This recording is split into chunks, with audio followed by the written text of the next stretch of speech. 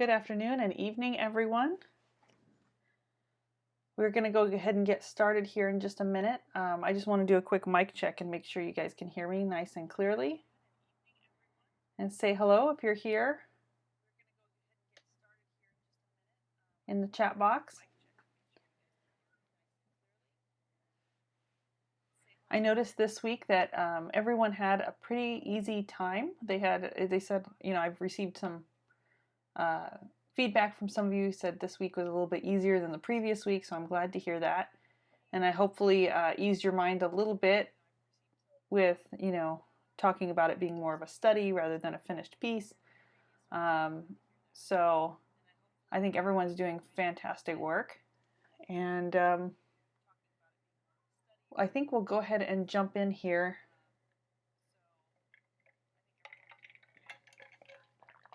Before we get started, I just wanted to repeat myself a little bit about the color differences you might see between your painting and like the photograph you captured of your painting, or maybe how even the photo reference looks on my monitor versus if you're working from like a print. Your print might have a tendency to go one direction or another. So I just wanted to let you know that if I open up and I'm starting to review your work and it looks too warm or too bright, just let me know. And I'll try and edit it as close as I can before we start, talking about some of the colors and the mixtures and that sort of thing. So I'll ask you when we first get started how accurate it looks and if you want me to make any adjustments at first, and then we'll jump into the critique part. Hi, Erin and Brenda, welcome. All right, so let's go ahead and jump right in.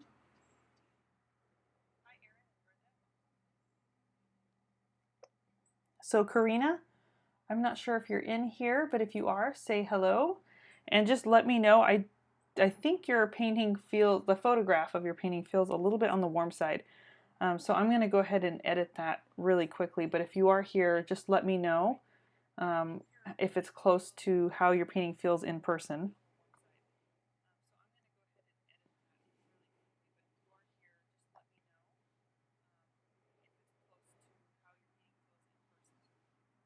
So I think what I'm going to do is take out some of the red and take out a little bit of the yellow. Just try and bring it a little bit more balanced.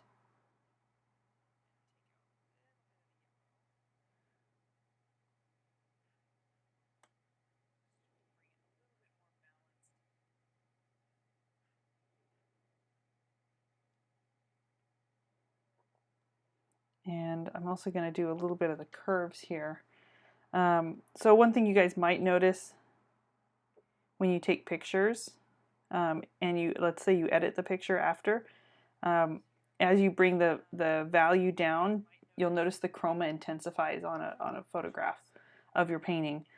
So sometimes you might see me bring it down in value, but then go in and adjust the saturation, and that's just to try and bring it a little closer to how the original picture looked, but in terms of the richness and color, I think that's a little bit better. So I'm going to go ahead and jump in and start to talk a little bit about a few things. So one of the things that I noticed earlier in my class this morning was the background. So when we're talking about background in a painting, it really sets the stage for our perception of the values and the colors as well. So if you have a background that, like let's say behind your model you have a gray background, remember we talked about the environment, it's going to come in and reflect into the side planes of the face, but it also, the value of the background influences how we perceive and mix our flesh tones. So if you have a really pale background but your reference has a dark background, it's going to throw off your estimate of what her average flesh tone might be. And I think that could be happening in a couple of paintings. So I just want to remind everyone that even if the color, you want to change the color of the background a little bit, make sure you're paying attention to the value, because it is going to influence how the painting feels, and how you kind of addressed some of the flesh tones. So what I'm going to do real quick is just show you the difference here. If we had gone in with something closer to the natural background color, even just as an average, even just putting it on one side, you can see how now her flesh tones feel much brighter by comparison. So I'm going to go ahead and finish that out. And it's something we often don't think enough about, is the environment around the model, but it does influence, again, that our perception of those flesh tones. And it doesn't mean you have to always copy the background, but it's something I want everyone to be very conscious of when you are choosing a background color, and really focus on the value. So you might notice that some of the brightness in her skin tones, like down in here now, feel a little bit too intense and bright, especially in context to that background. But when it was like this, it didn't feel as intense or too bright, because that background was much lighter. So I want everyone to kind of try and pay attention to that as we move forward in the class. And like I said, even if you wanted to go a little bit more neutral, let's say with this color, let's say more of a gray, just try and keep it more in the same value range, and realize that that color is going to be coming into the skin tones as well. Okay, so I'm going to start by just taking a couple of samples, sample swatches from a few different areas, just like we did last time. And I'm going to start with that average flesh tone. And this one looks pretty close. So I'm going to do a nice swatch there. So that is the average flesh tone that you painted. And then I'm going to take something similar, a similar area.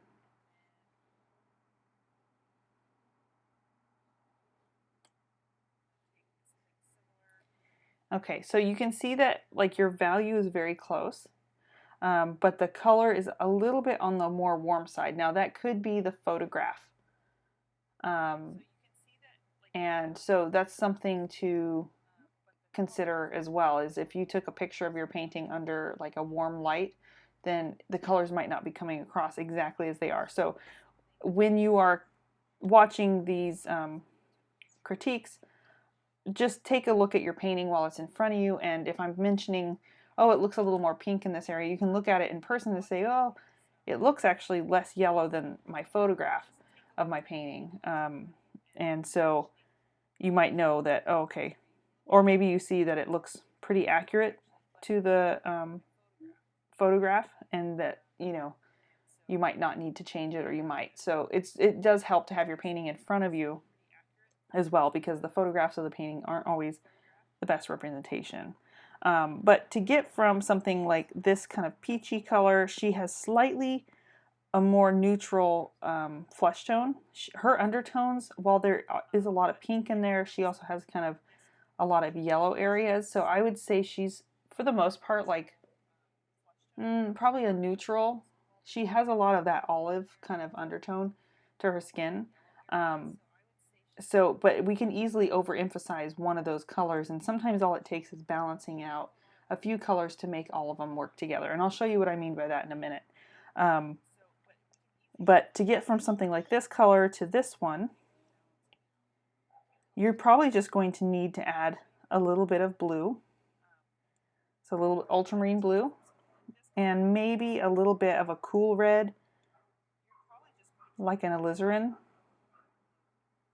If you don't want to use an alizarin, you could use ultramarine blue and cad red. But make sure you have that ultramarine blue in there, and then you'll probably have to add white to maintain the right value, because adding these two colors, the blue and the reds, will darken that value. So you want to make sure then you bring it back up with a little bit more white. So this is the average flesh tone. And I think the value seems right in range. So if we look down in here, it goes a little bit darker and more into that kind of peachy tone. And you're really close again, but I think hers is just a little bit more rosy.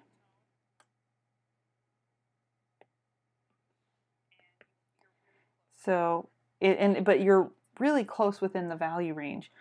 So I think maybe adding an alizarin to this one, that might be sufficient enough. But if that goes too chromatic, again, add ultramarine blue and white if it goes too dark. So that's, you can see it's just going from a little bit of a yellow shift to a slightly more neutral or pink shift in her skin. Where I think the biggest change can happen is probably within this value, and actually a little bit in this one here.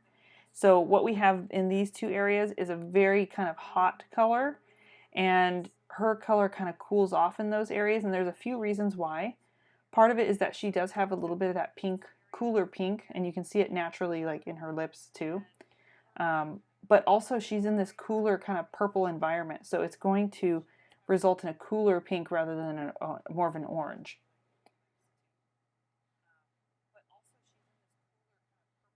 So I'm going to just take a sample here of that darker cheek color. So that's what you have. And then we want to compare that to something of a similar value on the reference. And so you can see that with that one, there's quite a drastic difference in color, more so than what we have in these two shifts in the main light masses.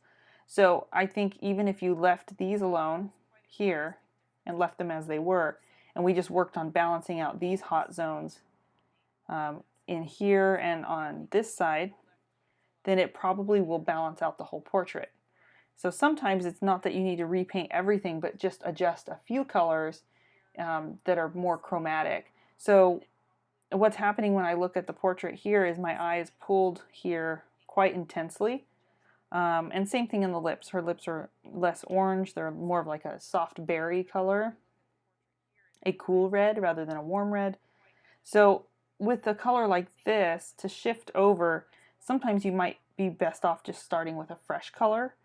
And to get something like this, you can go a few different routes, but I think something like alizarin, like a cool red, plus yellow ochre, plus ultramarine blue, and white is going to give you a color that's very similar to this. You could try modifying this one by adding ultramarine blue and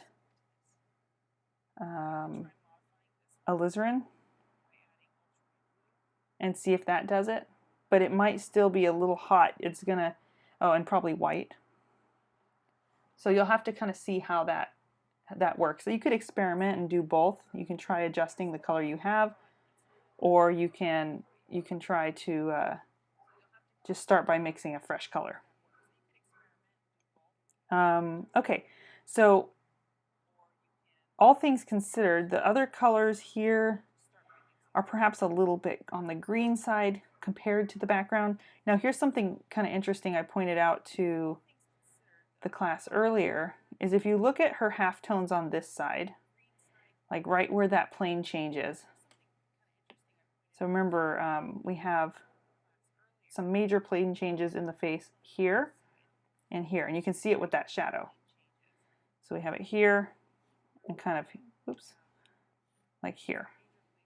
A little bit more further over. So they kind of mirror each other, right?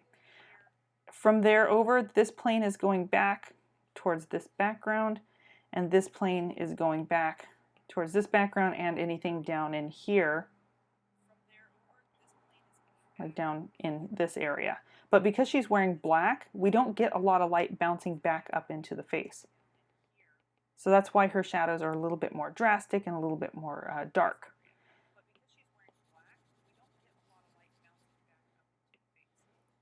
So what I wanted to note was that if we look at those two different side planes,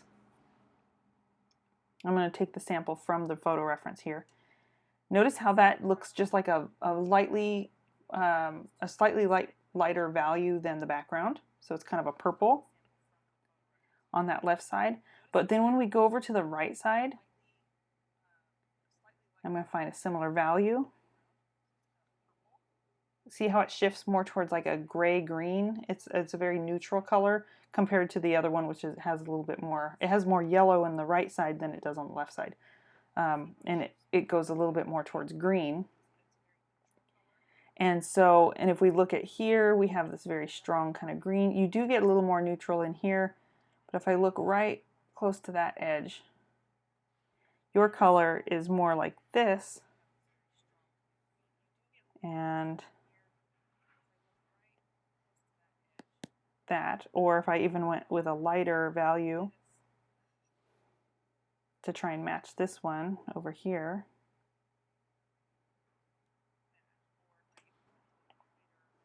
you might be a little bit bright in value for that area.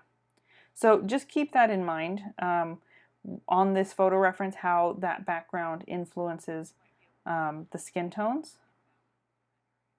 And I'm going to do a quick little paint over and show you how changing some of these areas, not all of them, but like let's say we leave the average flesh tone alone, but we make some adjustments to the other areas. I'm going to start with something like that cheek and just tone that back a little bit into a cooler red. And then as we move down, we go more into that kind of slightly warmer neutral. Your green is maybe a little bit saturated, so you could try graying that out a little bit. Let me zoom in here so you can see what I'm doing.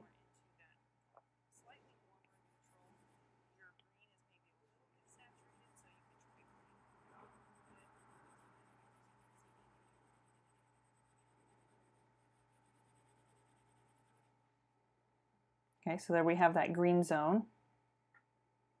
Her shadow probably could stand to be a little darker as well, and that can help to kind of sculpt the form of the medium flesh tone, because if we go too light with our shadow, what happens is then we make our midtones too light and then our lights are too light. And I think all of this kind of maybe started with some of that background being on the paler side as well. Okay, so you can see that difference there, just taking that and cooling off that color. And we didn't even touch any of the other flesh tones, and it's already starting to read a little bit better. And even if we went in with like more of a peachy tone, as we move in and go a little bit more with that cooler pink or the lighter pink next to the highlight, you can see how that's starting to balance out some of the flesh tones. So if I took the same color and kind of utilized it on this side, did the same thing, just cooled that off a little bit.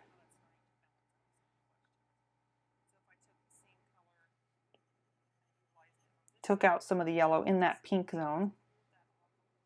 And instead of going so green on this left side, maybe going a little bit more akin to the background, almost a more violet gray.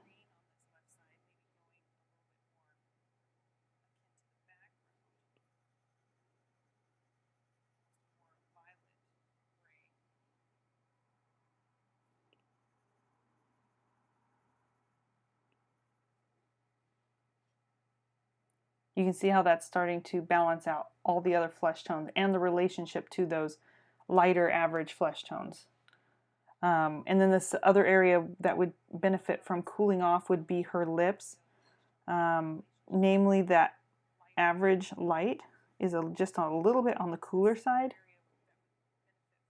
She does have a little bit more of a hot kind of warm color right in here where the lips part, but then it cools off into kind of more of a similar pink to what we see in the cheeks.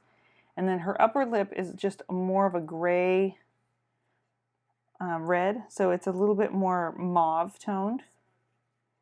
And that's going to also help to bring it more into her natural tonality. Now again, you don't have to go through and make these edits. I'm just pointing out where making a few shifts in some colors is going to capture her likeness a little bit more and her average flesh tone. So you can see that difference there. And whenever we put a really highly saturated color, like towards an edge, like we have down here in the chin,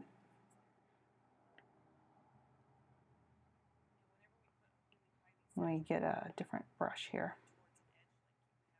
So like in this area here, we have this very saturated green.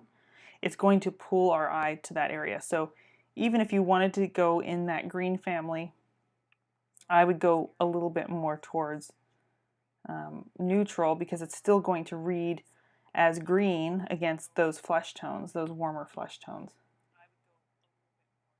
You could even go like almost pure gray, and it would still essentially read green next to some of those red, reddish orange flesh tones. So yeah, those are pretty much my suggestions. If you have any follow-up questions, just let me know. And I think you did a great job here. Just pay attention to that color temperature and values. But overall, your values for the medium skin tone seem pretty on the mark.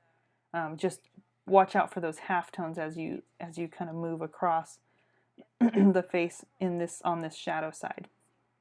It's easy to go too light too soon, and then we lose some of that sense of this form where it's lightest kind of through the middle.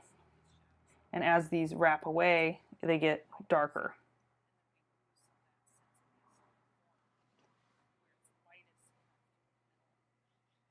All right, Erin, it's your turn. Excuse me. I'm just going to get a sip of water here. So Erin, let me know if your painting looks a little bit on the light side. I think the values feel a little blown out for the photograph of your painting. So I'm going to start off by bringing up the curves here and just pull this down a little bit more into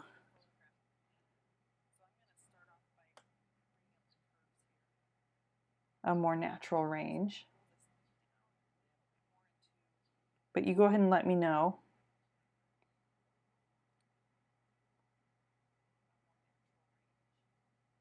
That looks pretty close to me, but let me know if you see, like, when you're looking at your painting in real life, if it feels any differently.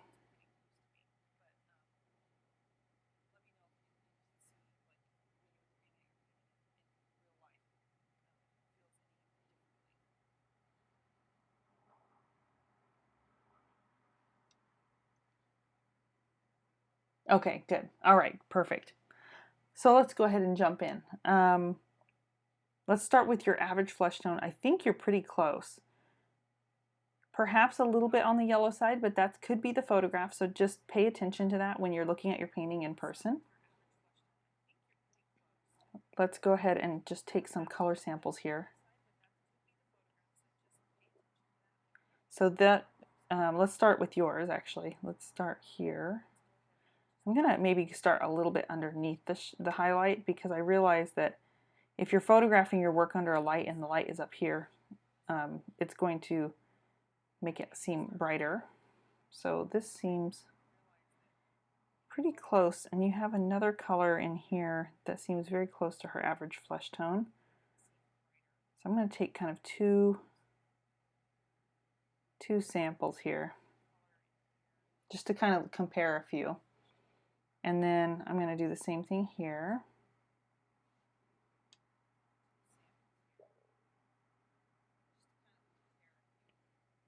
Okay, very, very close.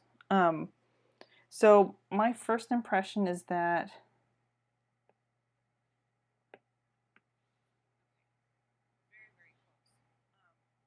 you're a little on the yellower side, perhaps, but this color is very, very similar. Still a little bit on the yellow side, but this difference, the margin of this difference, is almost unimportant, because it It can vary even depending on if you're looking at your photo reference on a monitor that happens to have a little more yellow. Or if you're working from a print that happens to print a little more yellow, that can make a huge difference in how you're perceiving the colors. I'd say namely the main difference is this one here, and I think it has to do with maybe the value. But if your values in your painting here and here look identical, it's just the photograph of the painting kind of blowing out a little bit. So I would look at those areas. But if you wanted to alter your color, let's say you're looking at it and you're saying, yeah, it is a little bit more on the yellow side, all you'd really need to do to add to both of these is add a little bit of alizarin. If you have a bluish alizarin, if you're using a different type of color like as a substitute, you might find yourself needing to also add the ultramarine blue. But that should bring it down into more of that rosy kind of color that she has up in her forehead. So let me take a look at the cheek here. Again, I think this color might be coming across a little hot when we compare that to a similar area and similar value. Here, I realize that's a little hard to see against the gray. Let me bring that background color down a little bit. That makes it a little easier. So you can see that distinct difference between the orange here and that violet there. It's a very similar shift. You're probably going to end up adding, to go from here to here, definitely some ultramarine blue.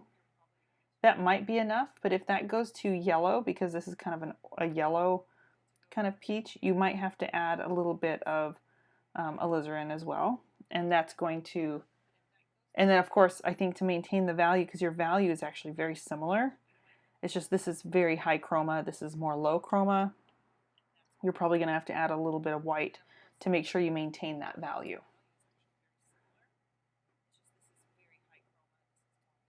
I would say the same kind of thing for the lips, and I'll do a little paint over for you in that regard.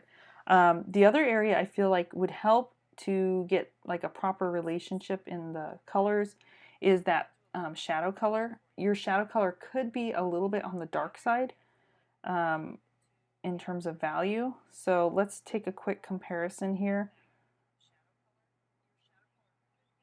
So the color in your shadow, it kind of depends on where I'm taking it, but if I go with kind of like, well, it's hard to tell because there's a little bit of glare here, but I'm going to say it's pretty close to that color there. And if we take something in similar range, you can see that your color has a little bit more blue in it.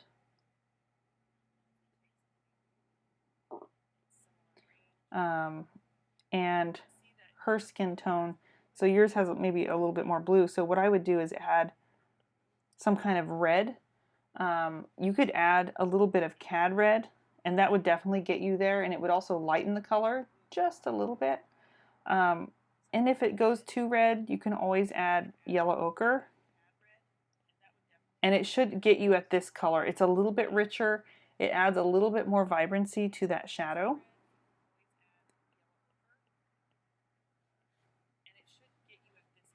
I'm just going to label these for you. This is cheek, and this is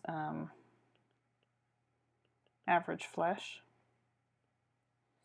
Okay, so yeah, I think that's pretty much it.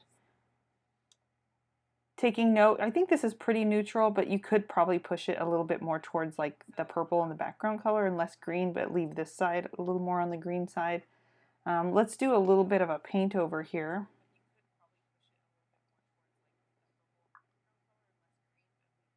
And if you have any questions, Erin, feel free to ask. Okay, so I'm going to start with that shadow color because I think that's going to help a lot in kind of livening up some of the skin tones. So if we just go in with a slightly richer, especially in her face, because she has a little bit more light in that shadow there and a little bit more in this neck here. even though it gets real dark as it pulls over into that left corner.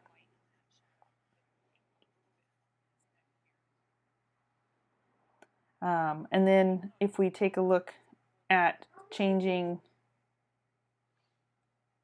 this color, just cooling it off a little bit, it's going to help balance. So even if your average flesh tone is a little bit more on the yellow side, by using a little bit of a cooler pink and maybe even going a little bit more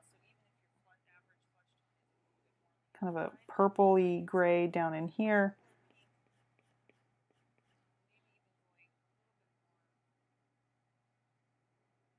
and maybe don't be afraid to push some of your average value down in the lower half of the face here, a little bit on the darker side.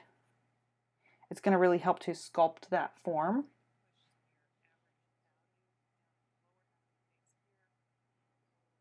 And I'm very much simplifying that concept there. And then maybe even consider adding an extra step in value between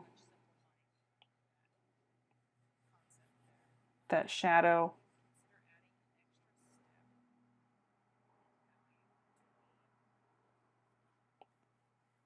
and your average midtone. And sometimes what I'll do if I'm really trying to get that form to soften is I'll find my shadow value and then I mix it with my halftone. That's the next step that I have already mixed, and that can help to kind of create another tile or halftone to transition.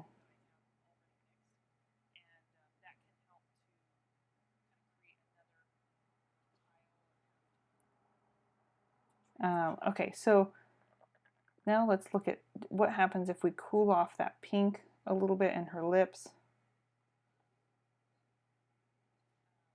Mostly on that bottom lip. Now she does have that really kind of warm accent that towards the top. And then as it gets towards that highlight color, it goes kind of a soft purple. I think your upper lip color is actually pretty good.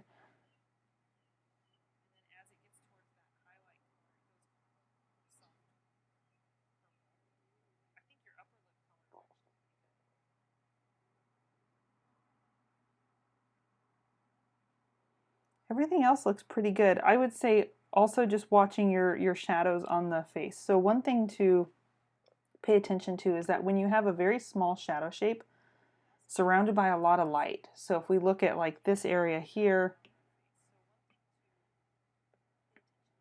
this shadow here, even this shadow here, or these little cast shadows, they're surrounded by a body of really bright light, like right in here. And so naturally what's going to happen is that light is going to reflect up into those shadows and make them just a little bit less dark than what we get in our average shadow tone. Doesn't always, sometimes it can look really, really dark. But one thing that might help if you feel like your painting is falling a little dead in those areas is just liven up that color and bring the value 1 or 2 steps up. And I'll show you what that would look like here. So if we took, first off, start with that reflected light under the nose, and you could even bring it a little bit lighter.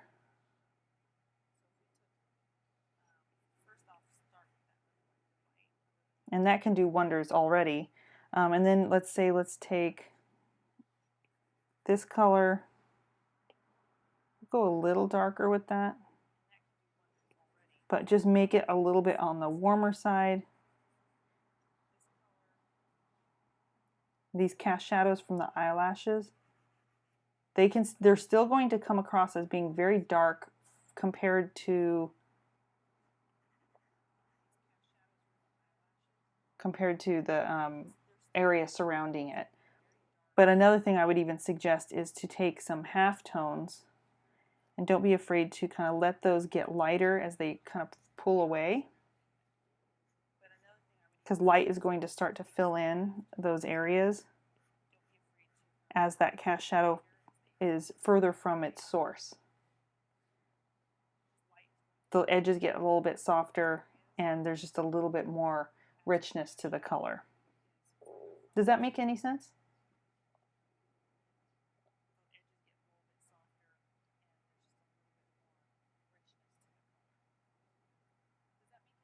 but I think it looks fantastic otherwise. And just remember to pay attention to that color temperature shift and how that environment's going to affect the painting or the skin tones as those forms turn.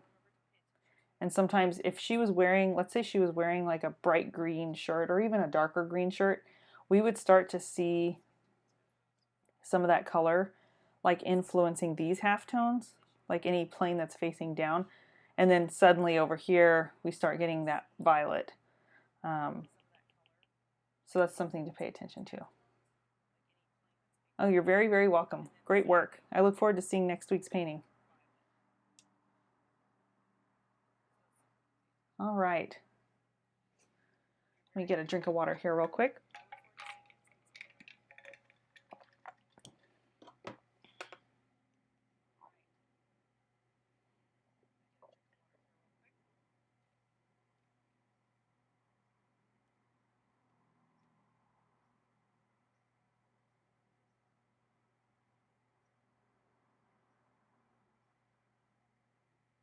All right, so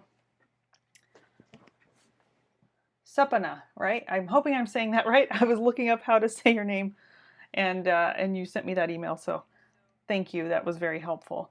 Let's go ahead and get started with yours. And I can totally empathize with you because people mispronounce my name all the time. Okay, so first, let me know how the color looks. I feel like it looks a little bit on the warm side in your photograph, so let me know how I can adjust that for you. It might also be a little bit on the bright side.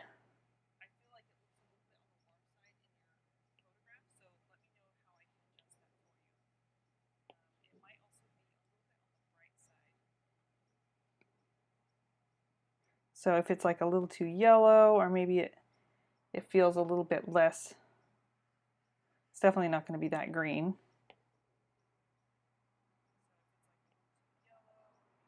Maybe take out some of the red.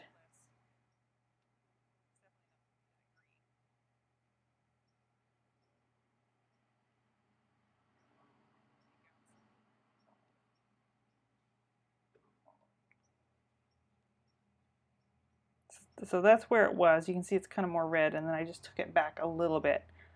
But let me know how that works for you. Might also bring the curves down just a little bit.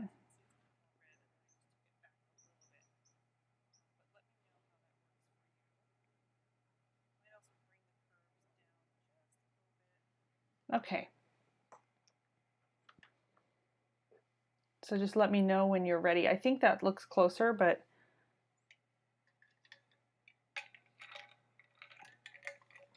if you're still in here, I think I saw you in here earlier. Okay. Well, if it looks a little different, just let me know. I'm going to go ahead and get started.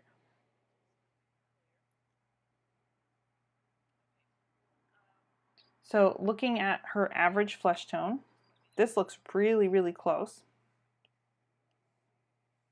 I'm going to take those two samples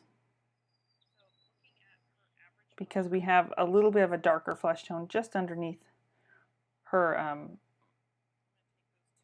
her skin tone, and I'm going to take one from up here and one from down here. Let me take that one from the top again. I feel like I made it a little bit dark. Okay. All right, so the shift you can see is very, very subtle, slightly more pink, but again, that could be your reference or maybe the photograph being a little bit more on the yellow side of your painting. So I'm not too worried about that. It's really, really close, and the value, which those of you who watched this morning's critiques, I talked about how important value is when painting different flesh tones, finding that average value. And if you look in this week's downloads, I have one little section on values where I did a value sketch of each model that we've been painting. That way you can kind of compare just in black and white how those average flesh tones and highlights and stuff relate to each other across the different models that we've been painting. So I think those look pretty good. Let me take a look here at that cheek color. You have a few different ones here, so I'm going to just kind of go for this average one right in this area. And I'll go for that same spot. Try and match the value.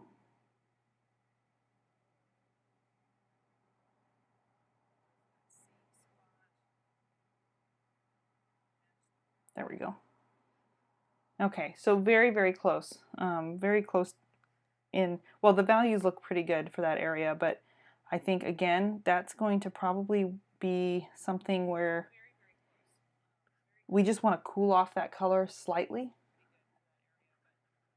So I would say you would probably just add ultramarine blue and then maybe a touch more white. And I think that's going to give you something really close to this. And if it doesn't, then you could always add like a cool red, like an alizarin.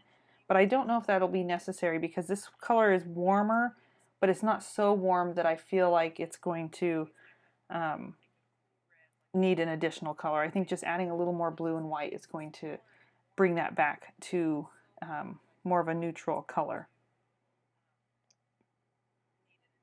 I think your color, it would be the same thing on the left side there, where you have this tile. It's a little bit on the hotter pink side. So I would just take that color and add a little bit of blue, add a little bit of white to maintain the value, and that would help to pull it a little bit cooler. And I'll do a paint over so you can see what that would look like.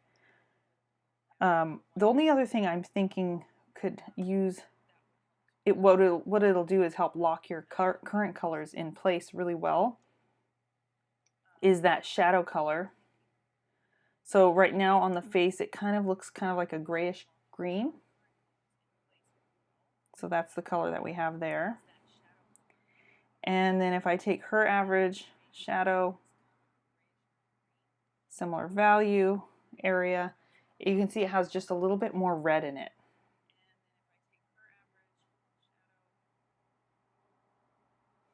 So in order to get to something like that, it'd be a pretty easy fix because your value is really, really close to being correct.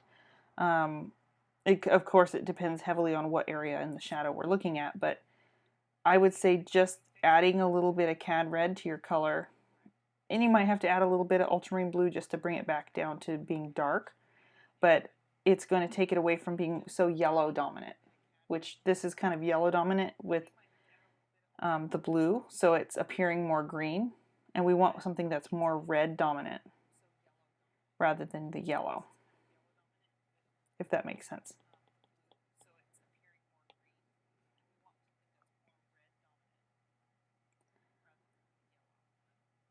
Everything else looks pretty good. In the lip color, you could go in with like a cooler light pink. But let me just go ahead and do a paint over because I think everything else looks really good.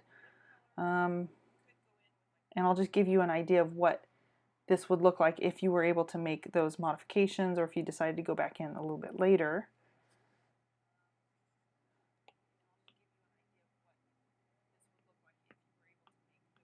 Okay, so first off, I would start with that shadow.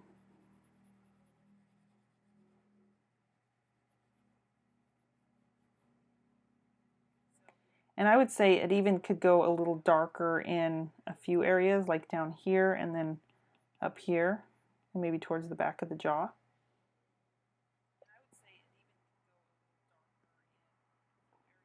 It almost seems like you have the color in here, actually. So it could be, it's just a little bit darker, yeah. So that's pretty close though.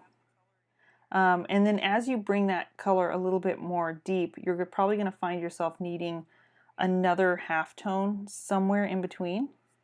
Looks like you have it up in the cheek, but I would carry it down into the lower jaw. And you're really close to having that next step already in here. That color looks pretty good. Looking at the cheek color in this area, then we would end up going a little bit more on the cool side.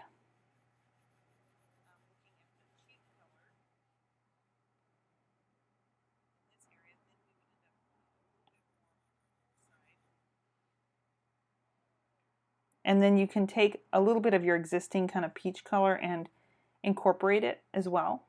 I think sometimes it's just a matter of finding kind of a combination of the two.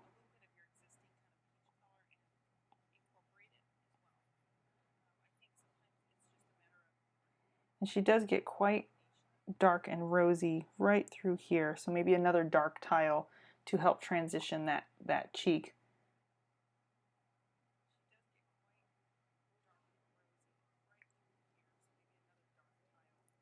And if you wanted to, you could get a little more saturated just before the highlight. Like if you pulled in a little bit of this color, maybe brought the saturation down a little bit. Very similar though. Yeah, something like that. And then have one saturated color in between and then have it cool off again.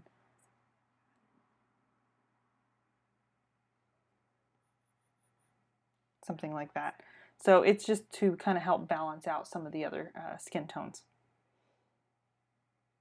And then if we go into the lips here, just going in and adding like that cooler kind of light pink in there is going to bring it a little bit closer to how her skin tones feel.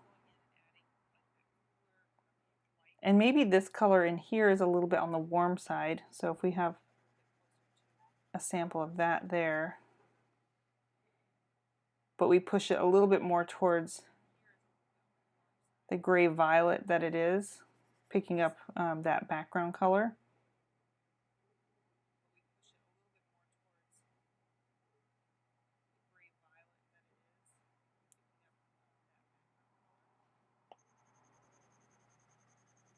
So you can kind of see the difference there. So if we just cooled that off just a little bit,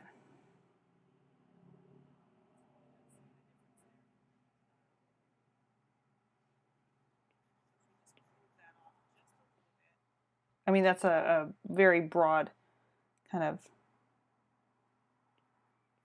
change. There's obviously more subtle changes in there, but you can kind of see how that slightly cooler color is picking up and complementing those kind of warmer peachy tones that you have in the skin.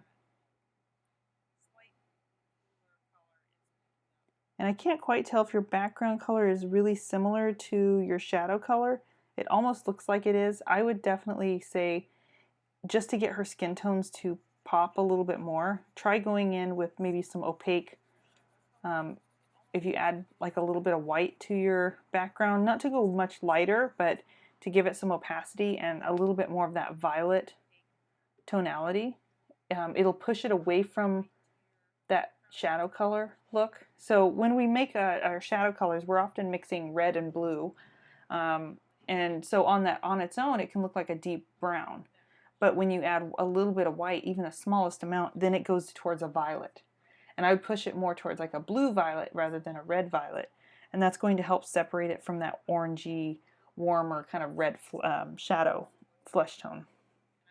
Does that make sense?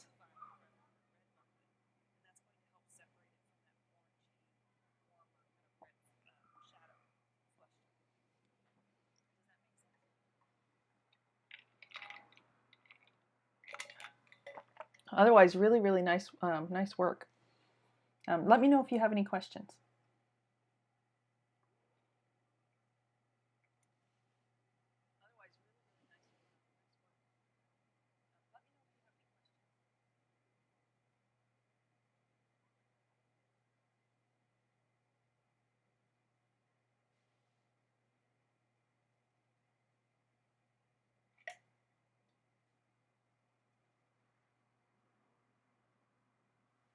All right, well, if you do have questions that pop up, just let me know. Otherwise, I look forward to seeing your work next week.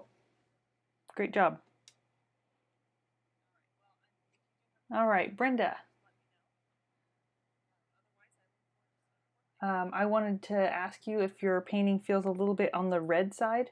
That's kind of how it's coming across on my screen. So you just go ahead and let me know. and I can make some adjustments for you.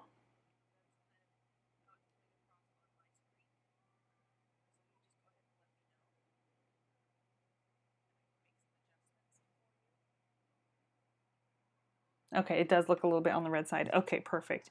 So I think what I'll do is take out, oh, I'm doing that on the wrong reference. Hold on, guys. Wrong layer. Okay, so I'm going to take out some of that red. I think the yellow blue seems okay.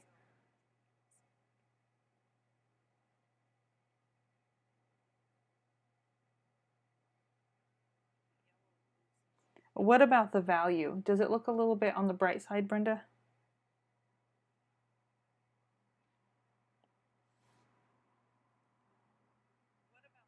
Like I can bring the value down, or it could be maybe adjusting some of the curves too.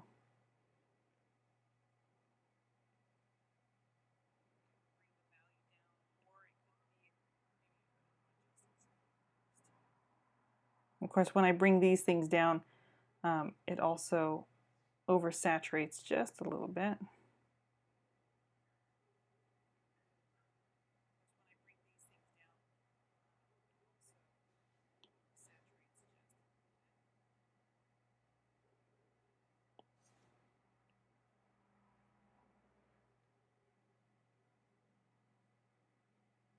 How's that looking to you? Is that looking pretty good?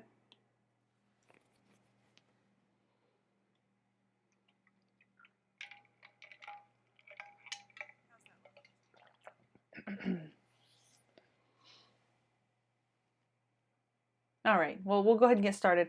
So just keep that in mind if you're looking at your painting in person and you're reviewing this. Just, if your painting looks a little bit more on the yellow side or something, or if it does look similar, you can see these differences. Just keep that in mind, that it might be slightly different on the different monitors as well. Okay, so let's go ahead and start with the average flesh tone. Oh, excuse me. I had a very long day yesterday. Okay, so let's start with that average flesh tone. And there's kind of two zones I'm kind of looking at for that. So I'll start with that one there. I'll try and match the value or get close to it.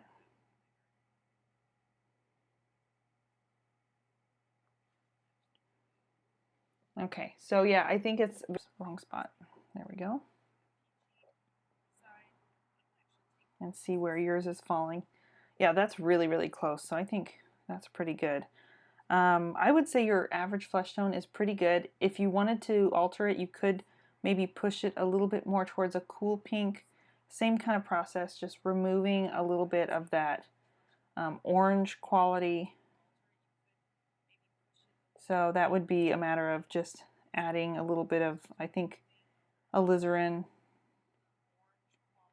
maybe a little bit of ultramarine blue, but your alizarin, depending on the brand you're using, might be enough. It could also be in a similar way, the half tones of these pinks in the cheek might be a little bit on the hot side, and if we just change those, then the regular flesh tone will kind of balance it out. So let's try that. Let's take a look at those here. So take something from the cheek there.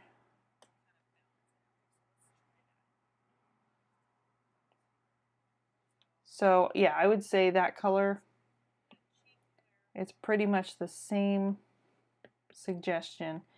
You could just add a little bit ultramarine blue to that, and I think you would actually end up with that color almost exactly. And I think in my demonstration I might have made her cheeks a little bit on the red side too, and that's okay.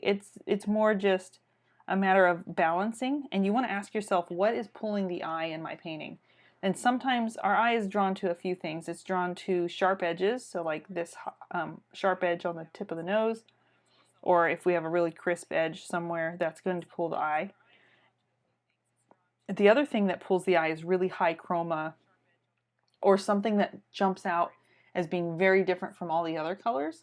So for example, this color here jumps out because it's so chromatic compared to other areas of the skin. And we need those chromatic areas a lot of times, but if it's sometimes a little too hot, then it doesn't feel like it fits in with the rest of her, skin tones.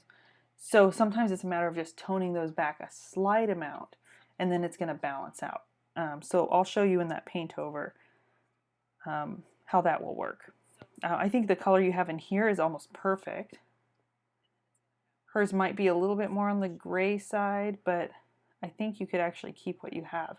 The value seems pretty good. It could go a little darker as it moves towards the edge of the face, just to get that form to round. But namely what I'm seeing, I think, is maybe a little less, we need a little more continuity in the shadow color. Because I see this really dark spot and this really dark spot, and then there's a pretty light spot in the middle. She does have that, like where it gets darker here and darker here, but it's maybe not as drastic. So let me take a look at that here real quick. So your dark brown, I'll do 2, and then you have your light brown, right? And then we have her dark brown. Very similar. Yours is probably just a little bit darker. And then her lighter brown.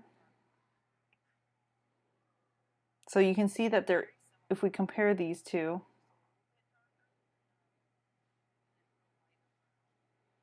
this doesn't have that big of a difference. It's just maybe a little bit more yellow and a little bit lighter. So if you wanted to go from here to here, you would probably just add a bit of yellow ochre, and that would lighten it up enough. To go from here to here, you can see how the value jump between your dark value here and this one for the rest of the average shadow is quite drastic in value, the value jump, whereas here these are a little bit more similar. So I think if anything, you could leave this color alone, the darker one, and then just adjust this color. And to go from this red to that color, I think it would just be a matter of adding ultramarine blue. And that alone probably will do it, but if it goes too cool, you could always throw in a little bit of burnt sienna, just to kind of push it away from this kind of opaque red. I think that's pretty much it. So let me do a little paint over. Do you have any questions so far?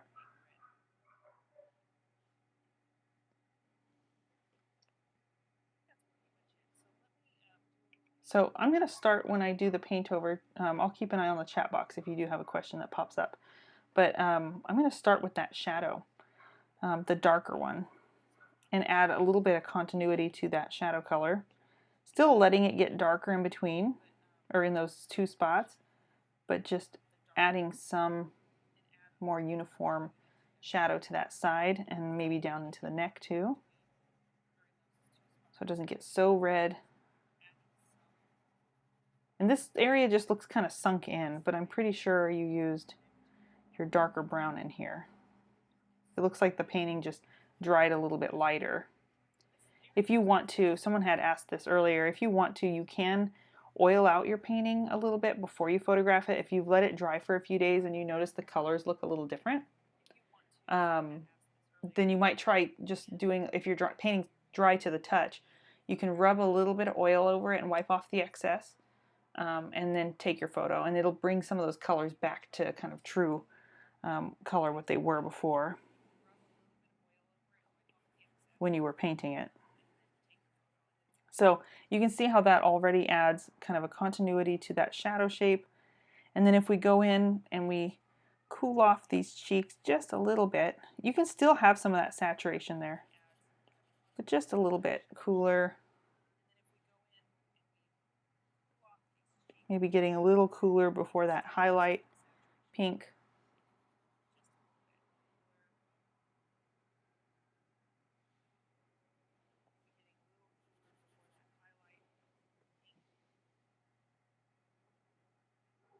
See how that just helps it to kind of read a little bit more balanced? It's subtle, but it does help. And then I think jumping from your shadow color to the light mask color, just pay attention to some of the more subtle tiles that help to turn that form.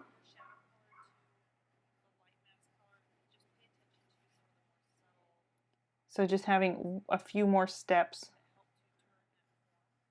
that are a little bit darker value.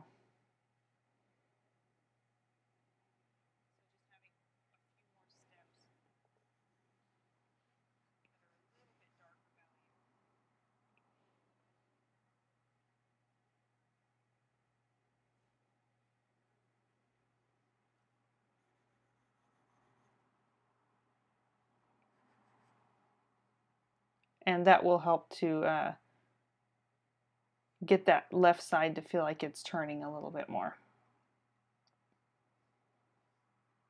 But yeah, great job with getting the average flesh tone. She does feel like a medium tone model. Again, with these little tiny cast shadows, don't be afraid to go a little bit on the lighter side, even slightly lighter than the real average flesh tone, because it can add the illusion of some kind of like an airy light in there. Same thing with these little shadows. This almost like the smaller the little shadow shape that's surrounded by light, the more light you're going to get kind of reflecting into it. So you want to make those colors a little bit on the richer side and like a step or two lighter than they look. And the reason they look so high contrast is because they're right next to a really bright highlight. So you don't actually need to go as dark as you think initially, if that makes sense. The only exception is sometimes under the lip here, because it gets quite dark under there. But if she was wearing, like, let's say she was wearing a shirt that showed more skin, like down in this area, like if this was all kind of skin tone down in here, we would see more light kind of bouncing in here, and we'd see more light bouncing within that little shadow under the lip. So it kind of depends on the environment too, for what's happening. Do you have any questions, Brenda?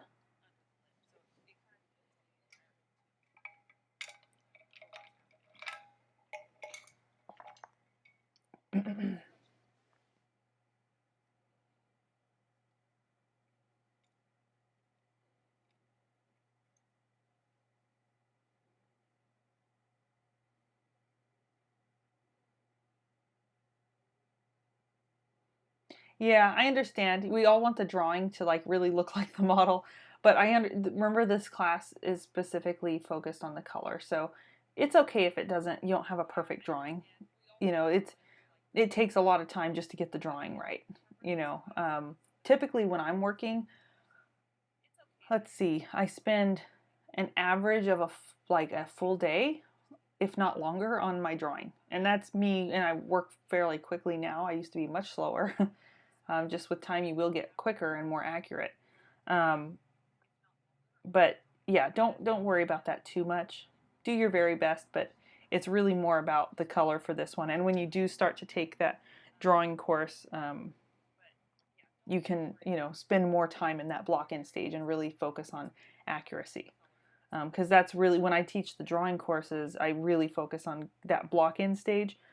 In this one, I'm just giving you guys kind of like a speed demo so you can watch how I think, but I don't really go into explaining it. But in the drawing course, of course, I go in quite in depth into how I'm thinking as I'm developing the portrait. But great job. I look forward to seeing your painting next week.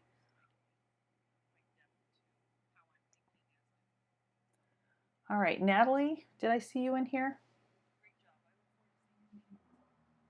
Say hello if you're in here. I think the picture here looks a little bit yellow, so I'm going to go ahead and start making some adjustments. But if you're in here, let me know.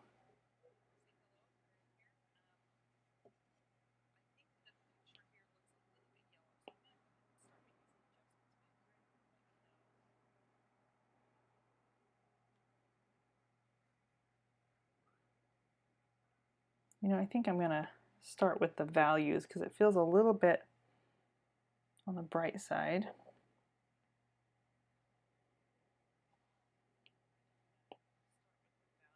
Oh, hi Natalie, there you are.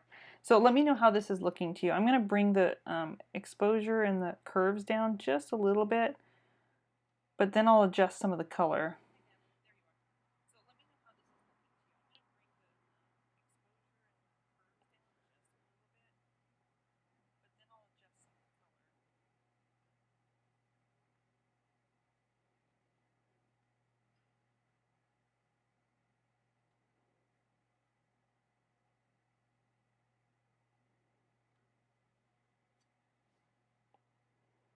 How's that looking to you?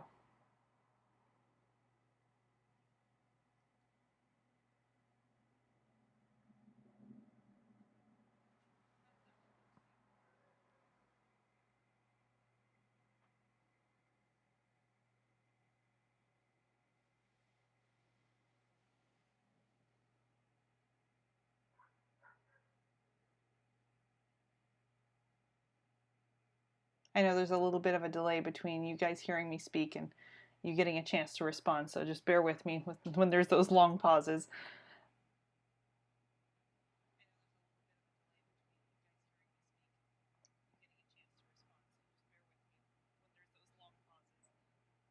Okay, all right, a little more neutral in life. Okay, so we'll keep that in mind. So let's go ahead and take a look here at the average flesh tone. I do feel like it's coming across a little hot still up in here, but we'll take that into account as we're, maybe what I'll do is desaturate it now again, just a little bit.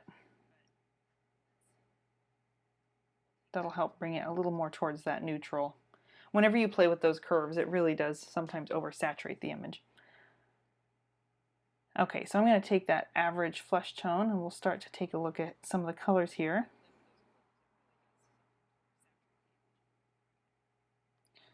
Now if we look below the highlight on her forehead, you can see that it takes on more of a cool pink, but if we look at the area above it, it does go a little bit lighter. And she does have like almost a sense of yellow under that skin up there. And that's partly because she is somewhere in between, like that. If we think about those undertones, this model, she has kind of both. And so I consider her more of like a neutral model, like neutral undertone. She has a little more pink in there in some areas, but then you get to another area on her face and you suddenly sense that warmth. So it can be a little hard to pinpoint exactly if she's warm or cool, or warm or cool, or what we talked about, which was yellow or red undertone. Because you look over here and you see a lot more yellow. You look up here or in the cheek and you see the cooler pinks. So she's kind of all over the place, and that can sometimes happen. And if it's hard for us to determine, sometimes it's best to just treat it like neutral, and then she has those color zones in the face. And also if I put her under a really warm light, maybe it would enhance those warm colors, whereas if I put her under the cooler light, it's going to be more in that neutral zone. So I think you're pretty close in terms of your skin tone. I think where we might end up adjusting more is in these warmer kind of pinks in these transitions. So let me take a sample there and try and find something in the same kind of value family.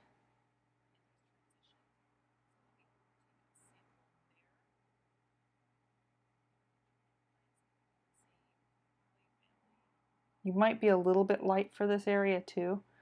That's what I'm thinking, but let's try looking at those. Those aren't too far off in terms of value. So I see that shift just going a little bit less of that kind of peach orange and more towards blue. So I think if you actually left this alone, like you've seen in some of the previous edits, other students' edits, we leave the average flesh tone pretty close, but then introduce some cooler pink, that's going to help a lot. So to shift that color, it would just be the ultramarine blue and maybe alizarin. Ultramarine blue might do it though, just adding a tiny bit is going to neutralize that color almost immediately. you do have some really nice kind of green olive tones in here. I would leave a lot of these in here, but on this side, maybe start to make that shift more towards the background color. So if I take that color that you have there, and then I take this color from here,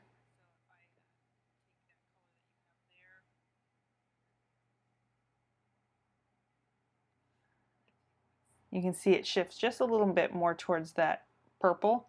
And it's funny because I look at the background color you have here, and even though it's much darker, you can see that relationship between the two a little closer. So in that case, you're going from kind of a green to more of a violet. So you could still use this color. We just need to cancel out some of that yellow. So I think if you added some alizarin to the color, that might be just enough to shift that over. If not, you can consider a little bit of blue, but I think that alizarin is, and you're probably going to want to add white because your values are pretty close together. So you don't want to have that alizarin make this color too dark. So I would say balance it out. Make sure you bring that value back up with some white. The next area would be the lips. To find a slightly cooler color, she does have that one warm zone, but I think it would help. So if we just made a quick comparison, that's what her lip color is on average. Let me find a slightly lighter version. And then you could be a little bit on the light side with that too, but I'll pick the darker color. So you can see how that goes, definitely more orange. And a quick fix for that would be, again, the alizarin in blue. So you can kind of see there's a trend happening there. More alizarin and ultramarine blue. And that's going to shift you more into that cool berry color.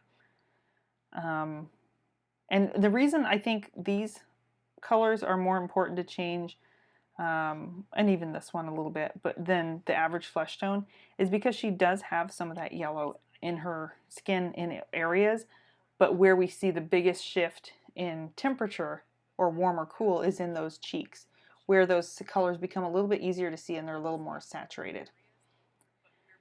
So let's do a quick paint over, but let me know if you have any questions at the moment.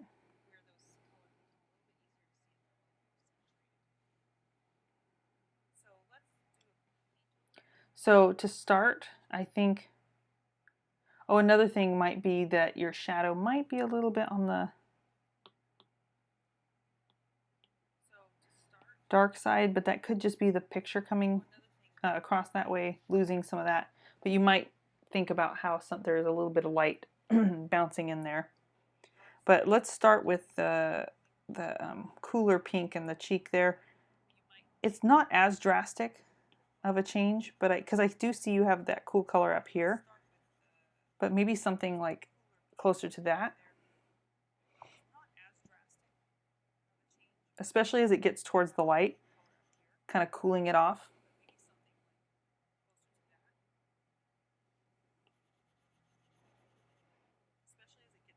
And on this side, that transition down into that lower jaw will feel a little more natural if you go in with that background type of color. She does have some kind of neutral, kind of taupey color like you have here. It's just a little less saturated. I can kind of see it like as we move up towards the lips, like in this zone. So that could work in that area.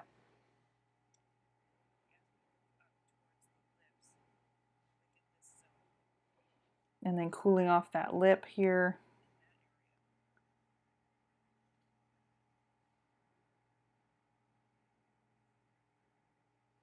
And you can see that highlight is very like almost lavender.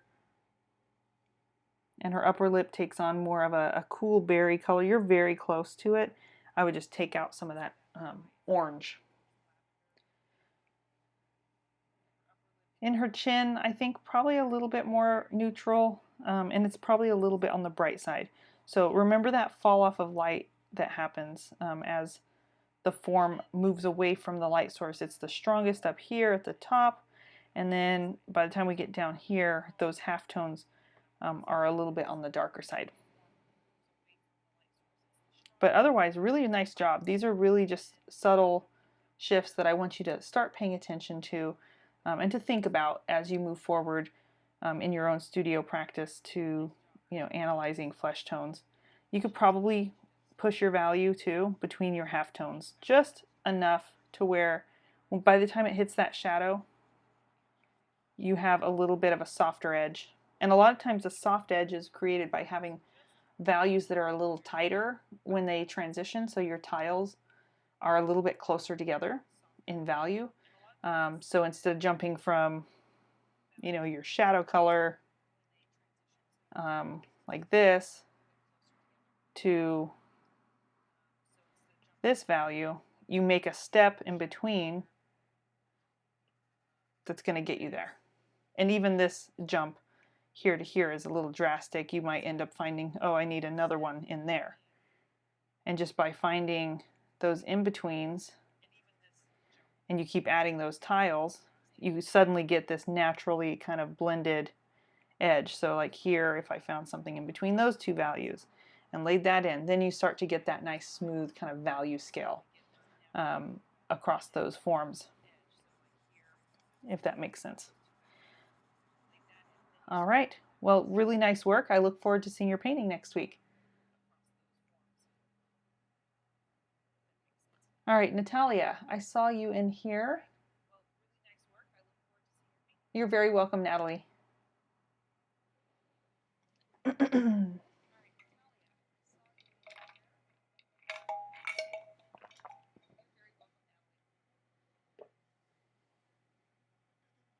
So are you still in here, Natalia? I thought I saw you pop in a little bit earlier, but I know the time zone is a little off for you, so it's a little bit late. So I'm just going to go ahead and proceed, but let me know if you are still in here and if I can make any adjustments to your color. It looks pretty good to me. I think I might just take the brightness down just a touch and maybe the saturation.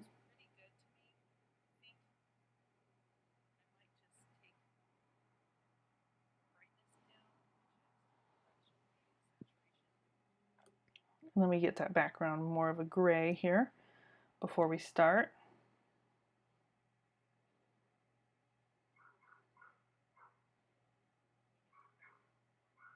All right, really nice work. I think there's only a few areas that are jumping out to me as well. I think it's very similar.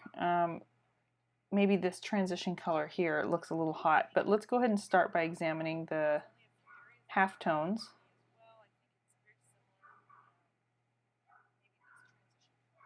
Hang on a second, my neighbor has their dog out and I have to close my window here.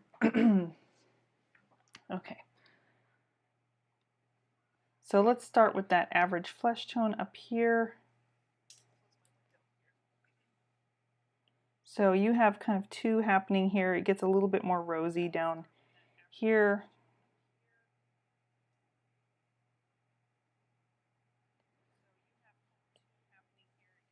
So those are your two colors, and let's take a quick look at hers.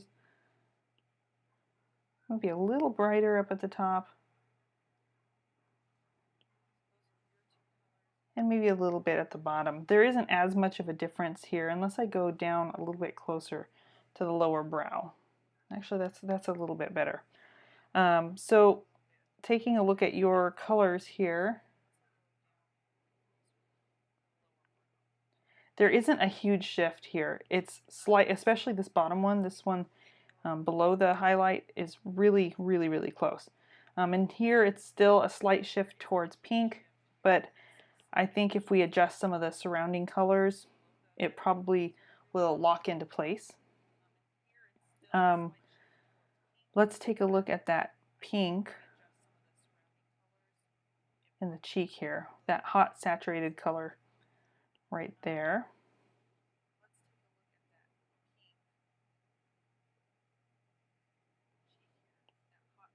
And hers, it does have that slight warmth, but we will definitely want to neutralize that there.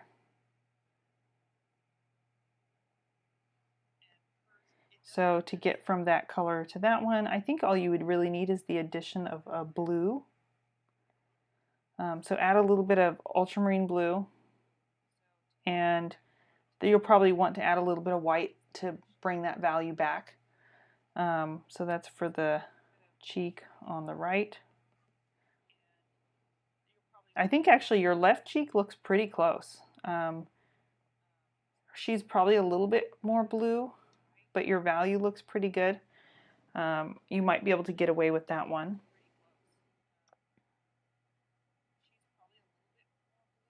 One thing I think that might help too is to make your background a little bit more, right now it feels kind of like a violet that has a little bit of yellow in it, whereas here it's a little bit darker and it's also a little more of a blue violet. So let me take a sample of that, because that background can influence the perception of the skin tones. And I'll start with maybe the lighter version of that background color. Oops, let me put that over here. So that's what the painting is, and then, or I mean what the reference is. And then here is where you are. So you can see if we go a little bit cooler and deeper in the color, so just taking even the color you have existing and adding some blue to it should help you get there. Maybe yours has a little too much white in it. So just add some ultramarine blue, maybe a little bit of cad red if it seems to go too blue on you. But I think that's going to change how it looks. So I'm going to do a quick paint over, and I'm going to start with that background just to show you how it's going to influence her skin tones.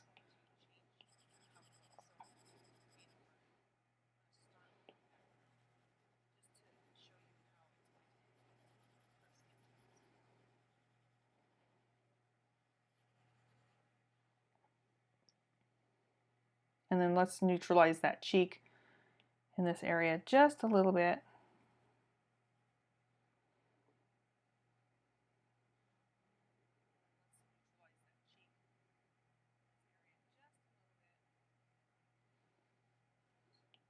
And cool off that lip.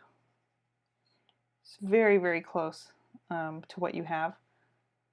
But maybe the highlight is what really needs to change more drastically, is it goes a little bit more purple. And then her upper lip, maybe a little bit more of a cool color. But look at that difference that that background makes. That's a great example, because it all relates back to how we're, you know, perceiving her flesh tones. And you've incorporated that color in areas like the side planes of the nose. I think over here maybe it could go a little bit more towards that background color. Just subtly, instead of going kind of green and then leaving that green gray more for this right side.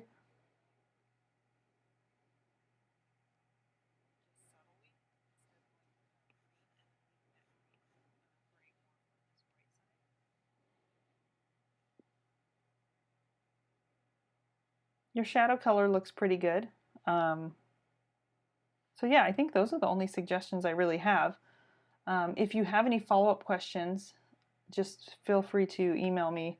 But I think it's just those few areas that really need that transition color. And just be careful when you go into areas like here to here. Really look at how those average values start to slowly transition. It's not as abrupt, and that's going to give you a more kind of sculptural feeling to your painting. Like for example in here, getting that to just slowly round down, and taking that same concept down into the chin as well. Just kind of pulling that value slightly darker so that we get that nice dynamic kind of fall off of light. But beautiful work. All right, so I think that wraps it up. I'm going to go ahead and open it up now. Does anyone have any questions about the previous week's lessons or the new lessons that were released to you yesterday, or what to expect for next week? If anyone has any questions, go ahead and just type it in, and if not, then we'll go ahead and wrap it up.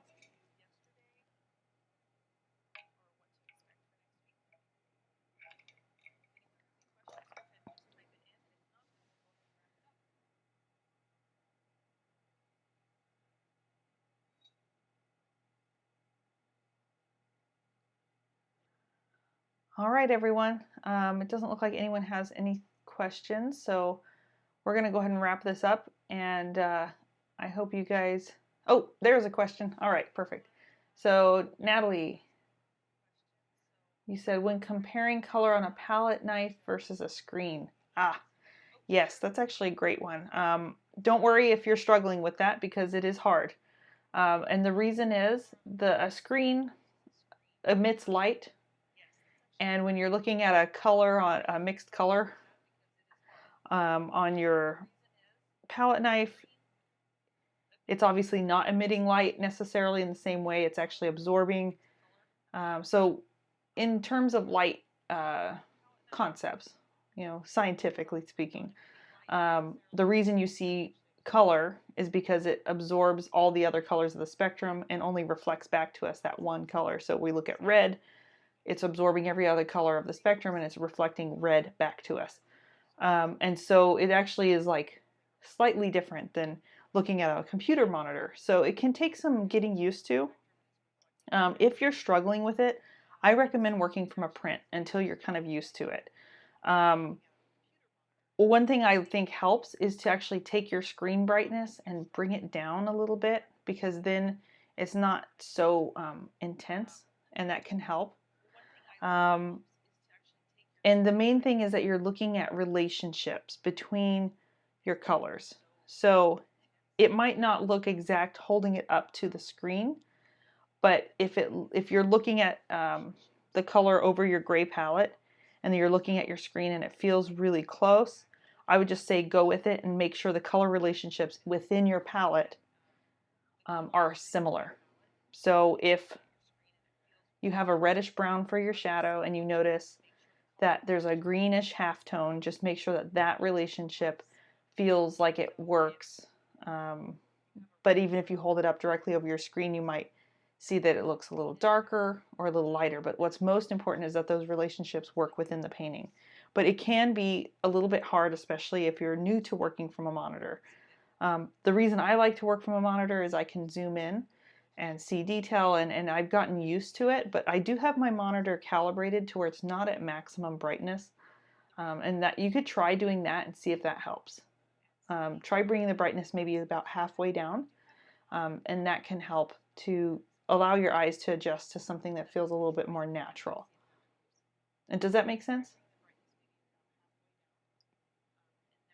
Yeah, that is one of the downsides to working from a monitor. So if you are struggling with that and you find it's becoming more of a hindrance, try printing your reference out instead.